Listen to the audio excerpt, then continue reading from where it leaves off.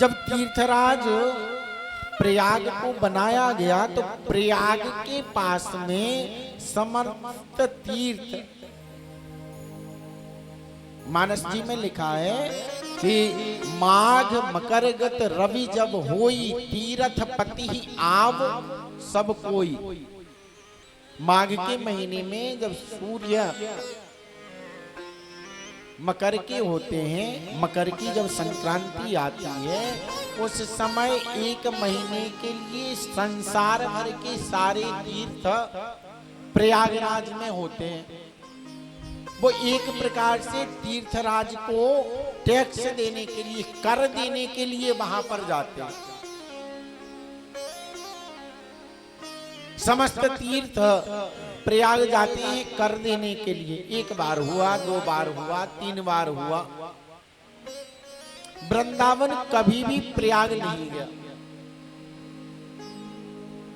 जब प्रयाग में वृंदावन की उपस्थिति नहीं हुई तो एक बार तीर्थराज प्रयाग भगवान के पास में आए और बोले, महाराज यह जो तीर्थराज की पदवी आपने हमें दे रखी है ना, यह पदवी मैं आपको वापस करता हूं, मुझसे नहीं संभलती, मैं नहीं चाहता। बोले क्यों महाराज, बड़े नाराज हो, कोई कष्ट? बोले नहीं, कष्ट नहीं है, कोई नाराज नहीं है। भाई जब मुझे तीर्थराज लोग मानते ही नहीं है, मेरे पास में मेरी सत्ता को ही जब नहीं मानते तो काहे का तीर्थराज? बोले आपकी अवमानना किसने की? बोले महाराज संसार भर के सारे तीर्थ तो मुझे टैक्स कर देने के लिए आते हैं, लेकिन वृंदावन कभी भी हमें टैक्स कर देने के लिए प्रयाग में नहीं आते। भगवान ने कहा ऐसा है तीर्थराज, हमने तुम्हें तीर्थों का राजा बनाया है, अपने घर का राजा नहीं बनाया। वृंदावन मेरा खुद का निज घर है, मेरा अपना घर है। तुम्हारी जो राज परंपरा है ना, वो राज्य कहीं तो चलेगा, लेकिन वृंदावन पर तुम्हारा राज नहीं चलेगा। वृंदावन पे तो सिर्फ किशोरी श्री राधा रानी का ही राज चलेगा, किसी अन्य का राज नहीं चल सकता। इस बात को जब भूदेवी ने, पृथ्वी ने श्रवण किया, सुना, लज्जित हुई। उन्होंने कहा प्रभु अगर वृंदावन है तो वृंदावन में तो रास होता है, और रास होता है तो मेरी यह इच्छा है कि आप रास करें।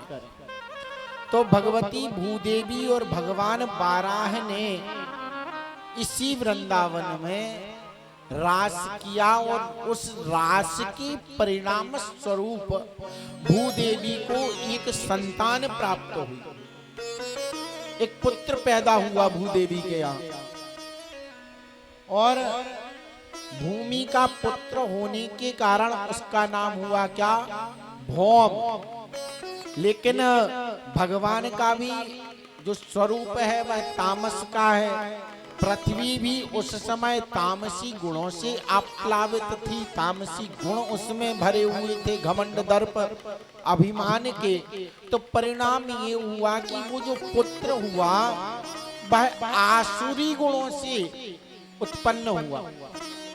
जो पुत्र उत्पन्न हुआ वह भौमासुर हुआ, असुर बन गया। जैसे ही उस असुर को भगवती पृथ्वी ने देखा तो उस पुत्र को देख करके भगवती पृथ्वी भगवान के पैर पकड़ करके बोली, भगवान यह असुर है, आप इसको मारना मत। भगवान ने कहा देवी सिद्धांत यह है कि जो करेगा तो भरेगा।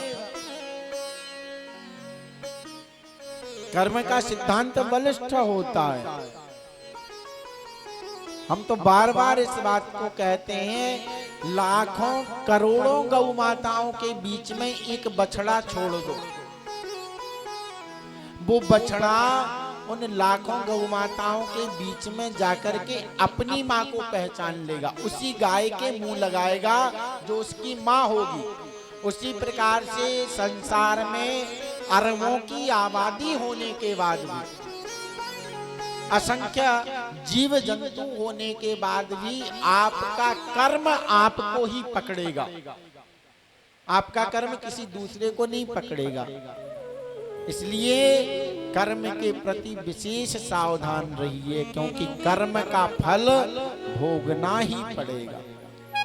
ठाकुर जी ने कहा, हे भूदेवी, हे पृथ्वी, मैं आपसे सिर्फ इतना कहता हूं कि यह कितना भी बड़ा दुराचारी दुरात्मा क्यों ना हो जावे, मैं इसको तब तक नहीं मारूंगा जब तक आप स्वयं नहीं कहोगी कि इसको मार डालो। इतना मैं आपको आश्वासन देता हूं, वचन देता हूं। अब वो भौमासुर कब मरा ये हम आपको बाद में बताएंगे। बोल भक्त वत्सल भगवान की जय हो। मैं निवेदन कर रहा था